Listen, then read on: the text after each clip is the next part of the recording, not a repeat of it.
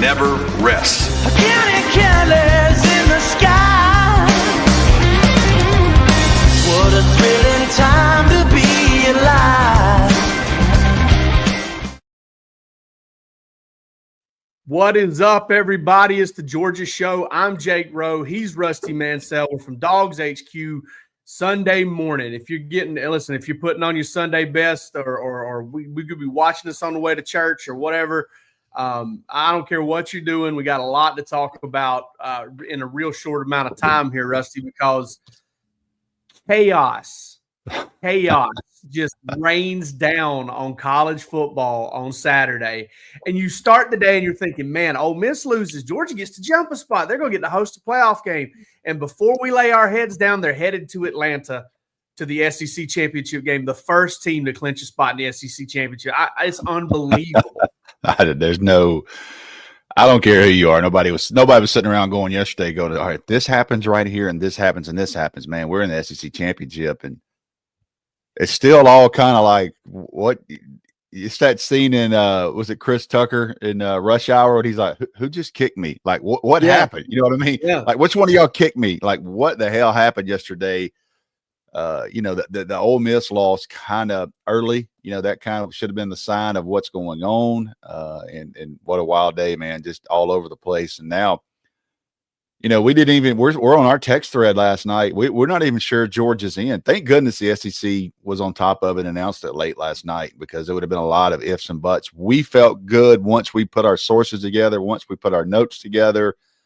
It was Georgia. Basically, what I was told, Jake, and I'm not even I don't know the rabbit hole to go down this, but once Alabama lost, 99.9% Georgia was in.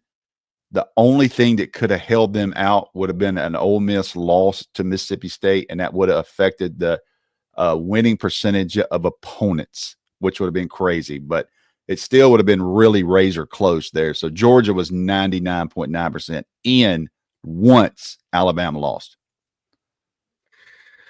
I tell you what, man. I did not know that. I'm just telling you, I had to get that from some really good sources last night. Yeah, there was a scenario in place there when Alabama lost where, Texas A&M and Texas if Texas A&M would have won and Texas would have won, there would have been kind of a situation where that could have played out. But then I don't know, man, the way it all went down. And I think the thing we learned yesterday, maybe more than anything, is that it is hard. What Georgia did at Texas is almost impossible right now in the SEC. I mean, so many. Alabama's gone to Vanderbilt and Oklahoma and lost. Ole Miss has gone to Florida, and I guess they lost one of their others at home. They lost it to LSU in Baton Rouge. Winning on the road in this league is extremely tough, and Kirby's been telling it to us all along. And sometimes you don't know what to really sink your teeth into about what Kirby says and whatnot, but he has been spot on with that one.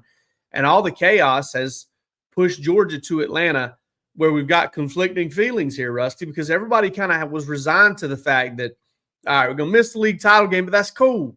We'll rest that week. We'll have that week off, and then we'll have the next week off. And whether you host or not, for a fact you're going to get 2 bye weeks before you have to prepare for a game or before a game week starts. And now you're in a position where you may win on December the 7th and then not play again until January 1st, or you may be back at it 13, 14 days later. Let me not rain on the parade a little bit here, and let me just give it to you real. It's an honor to go to Atlanta, and that hasn't ever changed. Georgia needs to win this game in the worst way, because the chances of Georgia losing the SEC championship game and going through 17 games to win this thing, not happening to me. They're just banged up. They desperately need to win that and get that bye, which would be great. I mean, any way you get that 10 days, from what I was told, I guess they were going to get like 5-6 complete days of off, like the players off, not in the building, like off. Now they're going to go right back. They're not going home for Thanksgiving. They're coming right back and playing the SEC championship. And I have zero doubt that they'll be excited about that and they'll be ready to play. But they need to win that game, man. Whoever they play in that building, they need to win that game. There's no question. They definitely need to win that game. Like last year.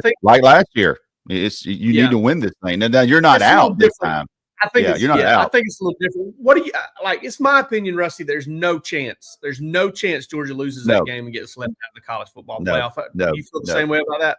Yeah, because Greg Sankey's been openly saying that you got to protect that game, because if Georgia goes there and gets knocked out after what happened to Georgia last year, and they should have been in the playoff last year with one loss to Alabama, 3-point loss in the SEC championship, and they got knocked out. That's another whole story. You go through the schedule that Georgia went through, and then all this stuff happens, and then you have to play in that game. Not have to, you earned your right. When you earned your right to play in that game, well, I'm not going to say that all week. They earned the right to be there. Everything, all the games had to be played. End of the day, Georgia's one of the two teams that qualified. So when you get there, and if you were to lose that game, there's no way, in my opinion, Greg Sankey lets that happen, because if that happens, you talking about SEC coaches in the media going, we don't want to play there. There's too much to lose. So yeah, I agree with you. Georgia's going to be in the playoffs now. They can position themselves really good. My phone blew up this morning. I guess Nicole Auerbach, young lady that covers football for NBC, and somebody else put out projected brackets and playoff brackets. This is just projections. But interesting enough, both of them had Georgia losing in the SEC championship game, and both of them had Georgia hosting Tennessee in a rematch, which, that's got to excite you to have that, have that team come back into Athens and get a chance to play them a second time. And man, to beat Tennessee twice in one season would be, I don't know, I guess that's never happened. So that's the playoff deal. The playoffs, you kind of want to have a little mixed bag, play some teams you haven't played. But again, you could be sitting there and then, oh, by the way, the winner of that gets Oregon in the Rose Bowl. So you look at the pass, and then the other side of that, if Georgia wins, they were going to get the I think Indiana, the winner of Indiana and someone else. So it was a lot different path than 8 and 9. So I'll just say this: Georgia's there and win this thing, be SEC champions, have those kids get another ring, get the confetti, get the stage celebration. Most importantly, you get time off, and they need it. Yeah. Yeah, 24 days, 25 days, somewhere in there between the SEC championship game and what would be. Correct me if I'm wrong, because you'll know this. Correct me if I'm wrong. Georgia wins this game, they're going to play in the Sugar Bowl. Yeah, that's correct. Yeah, okay. the bowl tie-ins are there. Yeah, they'll play in the Sugar Bowl, and yeah, listen, it's. If you're a fan out there and you're still talking yourself into Georgia losing and getting knocked out of this thing, understand that even last year, Georgia just got locked behind 5 conference champions is what happened last year. They got locked out under 5 behind, and when they lost to Alabama in that game and they fell, nobody that sat at home on conference championship weekend that year jumped ahead of Georgia. Georgia fell right behind all the 5 conference champions, and that was it. Georgia's not going to fall. I would be surprised if they fall a spot by losing unless they just go out there and they get obliterated. But I'll be honest with you, Rusty, I like either matchup. I still like Georgia's matchup.